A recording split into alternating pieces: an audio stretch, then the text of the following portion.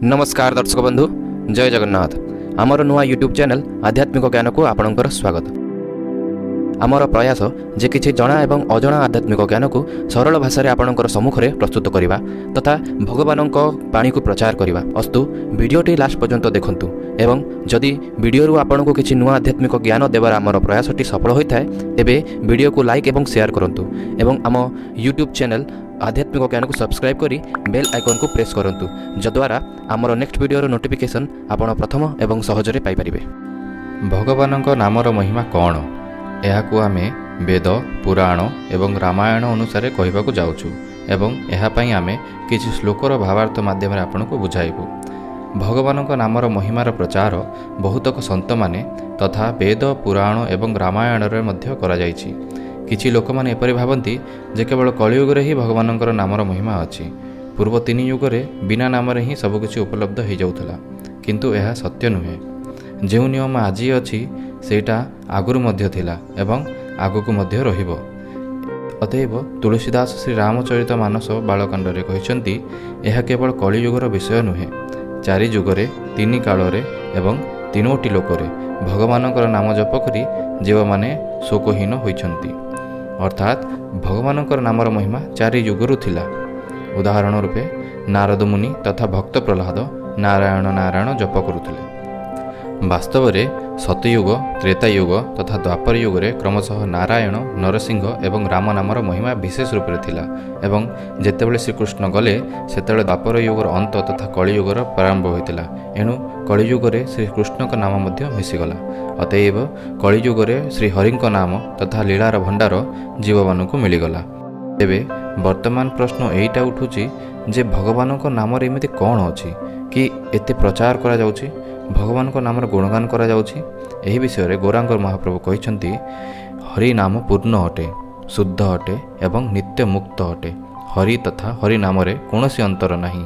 एठारे नाम एवं नामी रे कोनोसी अंतर नाही बोली कुहा जायछि। एही विषय रे श्री तुलसीदास श्री रामचरित मानस बालकांड रे नामर महिमा रे मध्य कहिसंती, जहा आपण श्री रामचरित मानस पढ़ी जानि परिबे।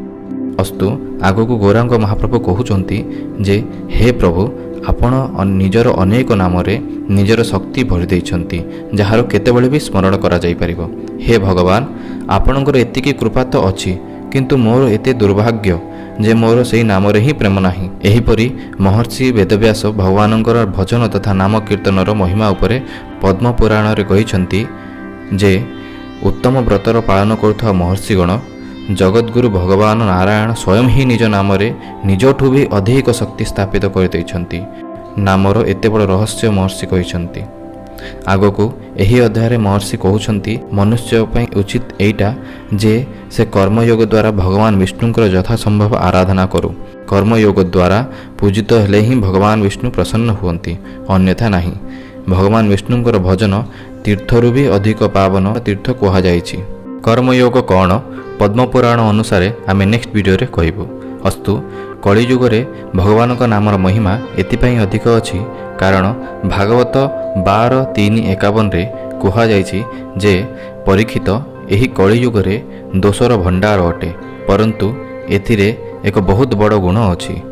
सेही गुणटी हेला कि कलियुगरे केवल भगवान श्रीकृष्णଙ୍କର संकीर्तन करिवा मात्रे ही सब आसक्ति दूर होइथाय एवं परमात्मा को प्राप्ति होइथाय।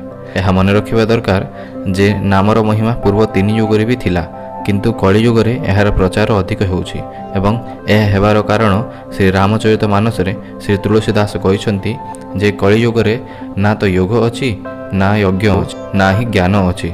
श्री रामଙ୍କ गुणगान ही एकमात्र आधार। अतएव सब त्याग करी जे श्री रामଙ୍କର नाम भजुथाए एवं प्रेम सहित तांकर गुण समूह को गाउथाए सेही एही भवसागर तरी जाए। एथिरे किछि भी संदेह नाही। नामर प्रताप कलियुगरे प्रत्यक्ष अछि।